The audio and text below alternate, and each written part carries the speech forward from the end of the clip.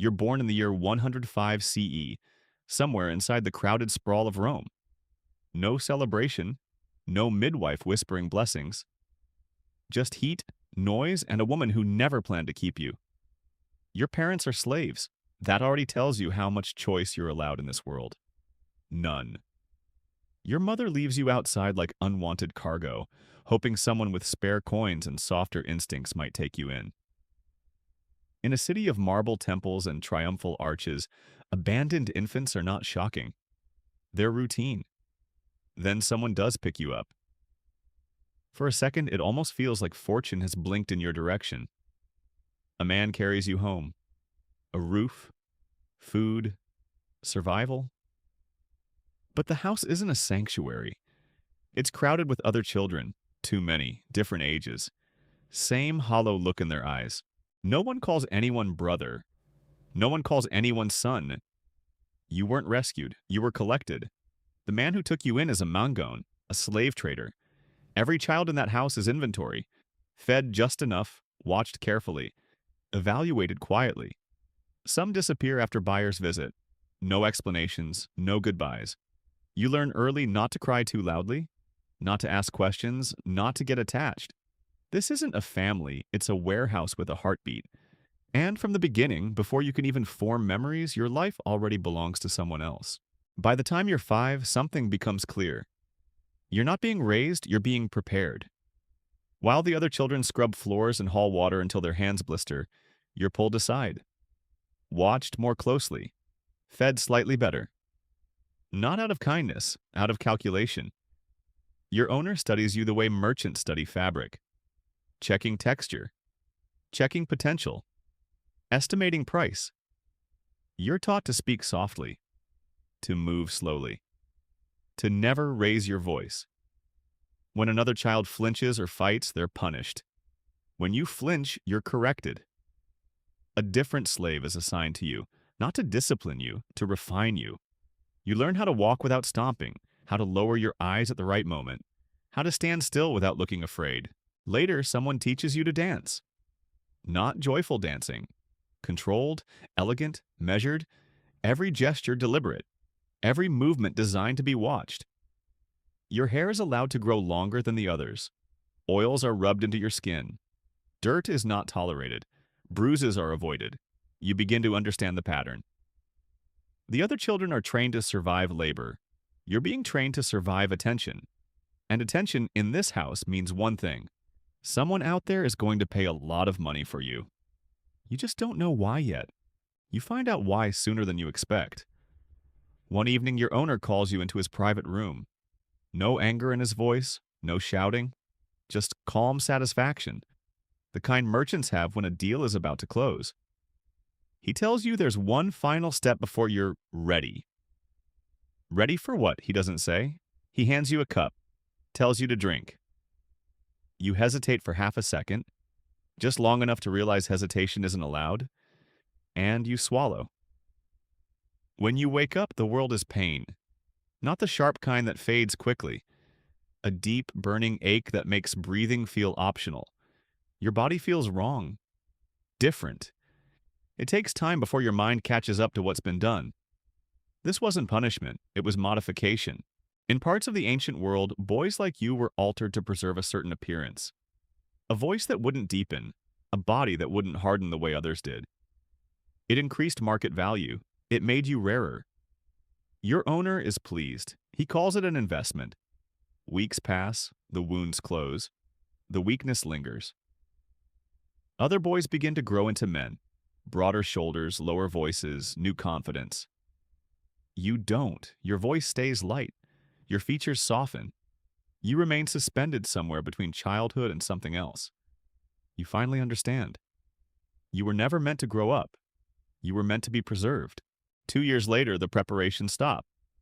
Not because you're finished growing, but because you're finished improving. You're dressed more carefully than ever before. Fine fabric, clean sandals, skin polished with oil until it almost reflects light. Your owner inspects you the way jewelers inspect gemstones, turning your chin left, then right. Then you're taken somewhere new. Not the loud public slave market where people shout and bargain in the open. This place is quieter, private, invitation only. The kind of room where wealthy Roman men gather without wives, without questions. When you step inside, the air shifts. They don't look at you like you're dangerous. They don't look at you like you're pitiful. They look at you like you're rare. Bidding starts calmly, almost politely. Silver changes hands faster than words. Your owner barely speaks. He doesn't need to. You've been shaped to sell yourself. Within minutes, the price climbs. You stand still, eyes lowered, exactly as trained. Heart steady, breath controlled. The performance never stops. By the end of it, your owner is smiling. Heavy pouch of coins secured. You are handed over like paperwork. Your new master steps forward, tall, well-dressed, confident. He studies you without touching. You realize something quietly unsettling. You were never meant for labor. You were meant for display. Your new master takes you home the same day.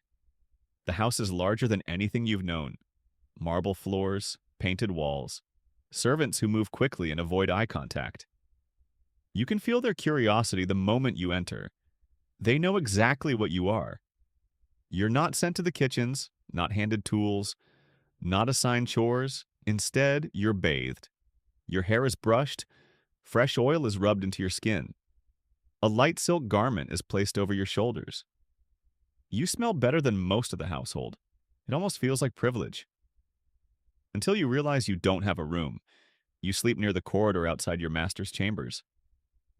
Close enough to hear when he calls. Close enough to respond immediately. Your first duty becomes clear during a dinner gathering. Important men arrive. Senators, military officers, men who speak in calm voices about power and territory. Your master gestures toward you. You step forward. You don't speak unless asked. You stand gracefully.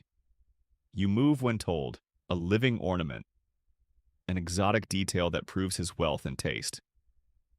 They nod approvingly. In this world, status isn't about morality, it's about dominance. Who commands, who obeys. And as you stand there, perfectly composed, you understand your position completely. You are not here to work, you are here to symbolize. The routine settles in. Days are quiet performances. Nights are unpredictable. You learn the house by sound, the echo of sandals on marble, the shift in your master's breathing when he's displeased, the subtle tension in a room before something goes wrong. No one gives you rules. You're expected to sense them. When guests arrive, you prepare without being told. Oil, silk, composure. You stand in corners like fine furniture, visible but unobtrusive. If spoken to, you answer softly. If ignored, you remain still. Sometimes your master asks you to dance. Slow, controlled. Every step rehearsed since childhood. You don't smile too much. You don't look bored. You exist in perfect balance. Other times he studies you in silence, as if measuring whether his investment still holds its shine. And when he's disappointed, the reason is never clear. Too stiff. Too distant. Not attentive enough. Corrections follow. Not always violent. Sometimes colder than that. Withdrawal of favor, isolation, reminders of your replaceability. You begin to understand the real weight of your position. You are valued but not secure. Maintained but not protected. In this house, perfection is temporary, approval is conditional, and safety lasts only as long as you remain useful. So you stay alert, you stay polished, you never relax. Because the moment you do, someone else might take your place. And then it happens. One afternoon, your master returns home with someone new. You hear the shift before you see it. Servants whispering. Doors opening more carefully than usual. The subtle electricity that runs through a house when something valuable arrives. The boy is younger, smaller, beautiful in the same deliberate way you once were. You don't need an explanation. You recognize the training in his posture, the confusion in his eyes, the quiet hope that maybe this house will be kinder than the last. It won't be. At dinner, your master barely looks at you. His attention drifts across the room toward the new arrival. Questions are asked, wine is poured, a hand rests lightly on a shoulder that used to be yours. You stand perfectly still. You've spent years surviving attention. Now you're learning how quickly it disappears. Days pass. The boy is bathed in oil, given new garments, taught where to stand, where to look. The same lessons, the same choreography. Your privileges shrink. Invitations stop. You're no longer summoned as often. For the first time since you arrived, a truth settles in your chest like cold iron. You were never special. You were temporary. And in a world where value equals survival, being replaced isn't humiliation. It's a countdown. The countdown changes you. At first, you try the obvious solution. Softer movements, longer eye contact, flawless performances during dinner. You become everything you were trained to be, attentive, graceful, impossible to criticize. Your master barely notices. His gaze belongs to the new boy now. Freshness has a gravity that discipline can't compete with. That's when another option begins to take shape. You've lived in this house long enough to understand its quiet networks. Servants talk. Kitchens store more than food. Things can be obtained if no one asks direct questions. One evening, a small vial finds its way into your hand. Clear, odorless, efficient. You don't need instructions. You understand exactly how little it would take. A distracted moment, a shared cup, an accident no one would question for long. You wait for the right night. A banquet, loud and crowded, where attention fractures easily. You slip into the kitchen, and there he is. The boy sits alone in the corner, eating leftovers that used to be yours. The good portions. The ones that meant you still mattered. Your fingers tighten around the vial. One drop, and the balance would shift back. But when he looks up, you don't see a rival. You see yourself. Same uncertainty. Same fragile hope. And suddenly the decision isn't about survival. It's about who you're willing to become. You lower your hand. The vial disappears back into your sleeve. Without a word, you turn and walk away. No one sees the choice you just made. No applause, no acknowledgement. Just silence. The kind that swallows both cruelty and mercy alike. That night, your master summons the boy instead of you. By morning, the shift is undeniable. Within a week, you're moved out of the corridor near his chamber. Your sleeping place changes. The silk garments stop arriving. The oil becomes scarce. Within 2 weeks, you're scrubbing the same marble floors you once glided across. Servants who used to resent you now barely notice you. You've crossed an invisible line, from prized possession to excess inventory. You chose not to destroy someone more vulnerable, and the system corrects you for it. The boy grows more polished each day. You watch from a distance, recognizing every lesson being carved into him. You don't hate him. You hate how predictable it all is. The house feels colder now, not because of cruelty, but because of indifference. You are no longer a symbol, no longer an investment, no longer protected by novelty. And for the first time since you were a child in that warehouse of a home, you feel something heavier than fear. You feel disposable. Your body starts failing before anyone officially dismisses you. The cough comes first. Dry. Persistent. Then fever. Then the slow, humiliating weakness that turns simple tasks into punishment. In the ancient world, illness without value is a liability. You are no longer rare. You are no longer profitable. One day, your master presses a small pouch of coins into your hand. No speech, no anger, no gratitude for the years you spent as proof of his status. Just removal. You're escorted out without ceremony. Not freed, discarded.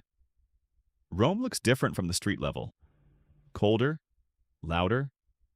People avoid your eyes. You're too thin, too strange, too obviously sick. Whatever warmth you once had inside marble walls evaporates under open sky.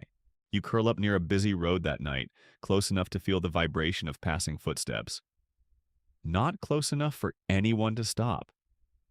As fever takes over, a final thought drifts through you. You never owned a single moment of your life. Not your birth, not your body, not your future. In ancient Rome, power decided everything, and you were never holding it. If this story changed the way you see history, if it made the marble statues feel a little more human, leave a comment with the word Rome. Subscribe for more immersive history stories.